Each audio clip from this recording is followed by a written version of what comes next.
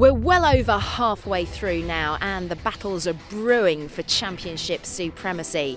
Any of the front runners in both classes could be up for a win in Wiltshire.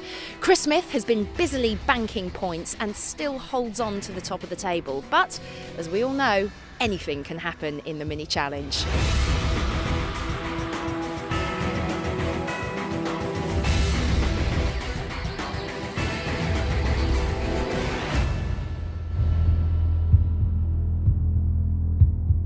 Josh, you had a major off in qualifying. Talk us through what happened. Well, yeah, just going into Quarry, which is a flick left and the right hander, which is probably the first proper corner on the track. Going about 115 miles an hour into there, touched the brakes and didn't have enough heat in the rear tyres, so back end snapped out and just flung me into the tyre barrier on the left. So there's no gravel traps at Castle Combe, so it's just a bit of grass. So yeah, hit the barrier pretty hard, and as you can see, the car's quite damaged. I've got a lot of great mechanics working on the car at the moment, so as long as we can get the parts, be a rush, but we'll bodge something back together, so hopefully I can be driving around for race one. With Castle Combe's high-speed curves, it's a combination of driver skill, determination and bravery that will mean success here today. Now that's one thing for the seasoned drivers, but this weekend there are a couple of newbies on the scene.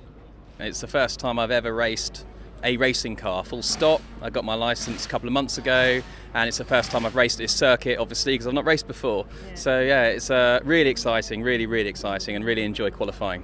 I've raced in a race series every year since 2005, 4 years in the mini challenge, and been through the series without any great success and without any great enjoyment. So I thought I'd come back and dip my toe in the water again this year, with a hope to do a full season next year. Today's first outing on the tarmac is a standing start. Shane Stoney finds himself in his familiar position up front for the Coopers, and on pole for the JCWs it's speedy Irishman Chris Smiley. Good news for Josh Gollin, he's made the race despite that crash in qualifying. Let's go racing.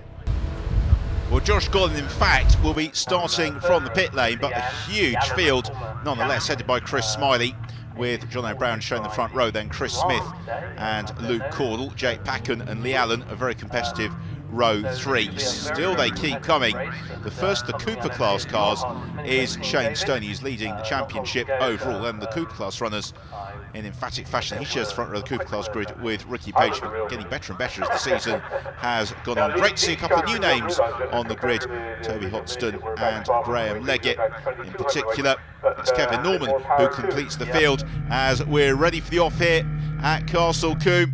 Inco Liana's away we go. It's a good getaway from Cordell, just ahead of him as the field sprint off towards Folly for the first time. It's Chris Smiley though who converts pole position, and into second position goes Chris Smith. There's a little bit of bumping and boring going on behind there, as well as over Avon Rise into Quarry Corner, and it's Smiley who leads, Smith in second place, then it's the black car of Jake Packen in third, the Allen the Blue Machine in fourth, as the JCW runners and the Cooper class runners turn through Quarry for the first time. It's Shane Stoney who leads the Cooper class. In car Lee Allen who goes to the move, and Chris Smith loses 2 places in one fell swoop into the S's. Lee Allen though runs out wide over the grass, so Smith demoted into third. It was Jake Packen who went second, and now Lee Allen busy fighting to hold on to fourth. What about the Cooper class? That is Shane Stoney who leads from Ricky Page, then Hamish Brandon, Gideon Cresswell out of Tower, and Smiley still pulling clear of Jake Packen and Chris Smith. Everybody else disputing places behind. There's Kevin O'Connor just in behind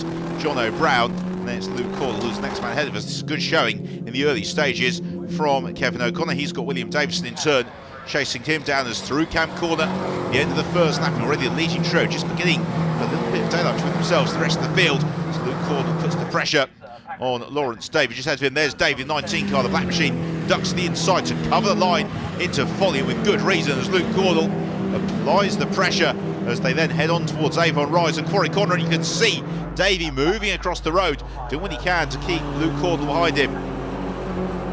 But Cordell trying to force the issue. He runs over the curbs to the inside Quarry, a little bit of contact on the exit, the pair of them sprinting towards the S's.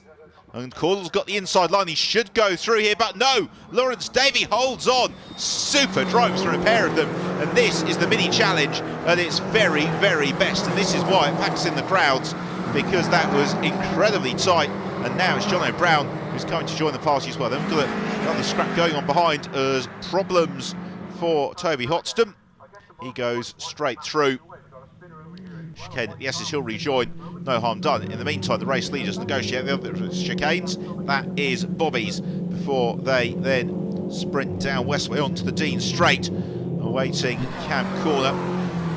Chris Smith just coming towards Jake Packen here, which is good news for the race leader, Chris Smiley. There's Smiley, the red car. He leads, pulls clear of Jake Packen, who is being reeled in by Chris Smith. And that, if they slow themselves down, could bring the Allen and the rest into the mix. Meanwhile, back lead of the Cooper class, when Shane Stoney bounces his way through Camp Corner. Ricky Page in a red car this weekend in pursuit as the safety car comes out. And that's why Grace Williams' car is stranded off the circuit. And this is why we called it glimpse of it earlier on. Contact between Grace Williams and Justin Taylor.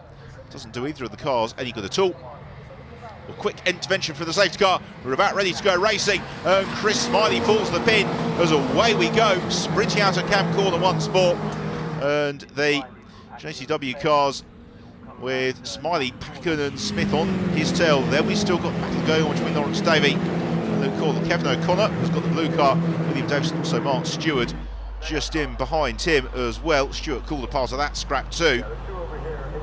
There's around quarry. The safety car really has bunched the ball out. Chris Smiley has to do all that hard work from the first couple of laps of the race once more through the S's. It's just a continuous train of mini challenge cars. So refreshing to see such a full grid of cars when so many other championships are struggling. The mini challenge each and every weekend has got pretty much a near capacity entry, with dicing going on throughout the field as through Tower. And still Smiley tries to pull clear of Jake Packen and Smith. Then that slight gap back to Lee Allen, who's got Lawrence Davey all over his tail as they jink through Bobby's and on towards Westway and the Dean Straight once more. And Lawrence Davey could be lining up a move here on the Allen into Camp Corner. Now down the Dean Straight into Camp, and in Kylie Allen, he's passed by Lawrence Davey, and he looks to get the power down on the exit, then pulls the inside road, and all may not be well there with the Allen, because he allows Luke Caudle through, and also John O'Brown past as well, and then picks up the momentum. There's a couple of spots of rain appear on the camera. It's not deterring the Cooper class battle at all, is it? It is still Shane Stoney who leads. It's now number 8, Hamish Brandon, second, and it's Ricky Page with the white and green car. Ollie Walker in fourth, looking to get himself up onto the Cooper class podium. And he jinks out the pit street behind Ricky Page as they come over Avon Rise into Quarry Corner. Ollie Walker goes to the move into Quarry. Lovely pass that from Walker, saw the gap to the inside, but Ricky Page immediately looks to retaliate as they sprint towards the S's. Ollie Walker tries to shut the door. Can't really do that because Ricky Page is there already. So it's the red car of Page who turns over a new leaf, goes back into third position as Ollie Walker, well, he was briefly in the podium positions, but no more. He's now going to have to sprint here, Walker, because we're getting towards the latter stage of the race, and it's still this battle going on for second overall between Jake Packen and Chris Smith. We're now pretty much as we were before the safety car, with Chris Smiley romping clear, then Packen and Smith, and they've been caught by John O'Brown as well. Impressive stuff this from John O'Brown, one of the stars in last year's mini challenge, racing in the Cooper class, stepping up to the JCW class this year and pressurising Chris Smith. But it's Packen who is doggedly defending second place. And at the start of the season at Snetterton, when Jake Packen was comfortably the fastest car, everybody thought he was just going to run away with it this season. That's not really been the case at all. Reliability and improved performances counteracted that. Problems for Gideon Cresswell, and that doesn't sound altogether healthy. His race at an early end, and you can really see now the rain coming down.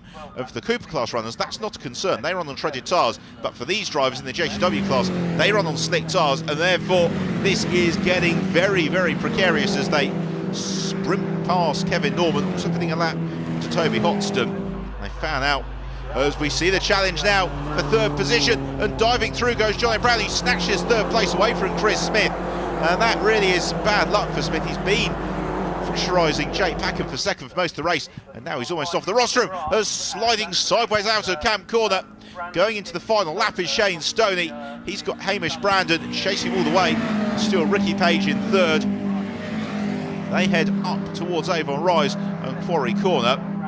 Stoney in command of the Cooper class as towards the final turn at Camp. For the final time of asking, it is Chris Smiley should win. He does, sideways over the line. Jake Packard in second, and John O'Brown just holds on for third from Chris Smith, with then Luke Court and Lawrence Davey. The next men along, pursued by Kevin O'Connor and William Davidson in the Cooper class, and it looks like it will be Shane Stoney who's going to take the win from Hamish Brandon and Ricky Page. Ollie Walker not quite onto the rostrum. Have a look then at the final results, with victory for Chris Smiley, second place Jake Packen completing the podium, John O'Brown, Chris Smith unlucky to finish in fourth from Luke Cordell and Lawrence Davey. So in terms of the classes, well, the JCW class, the top three in the race overall, so Smiley from Packen and Brown, and in the Cooper class, Shane Stoney claiming the honours from Hamish Brandon and Ricky Page. Hopefully the rain letting off enough for the drivers to enjoy their podium celebrations.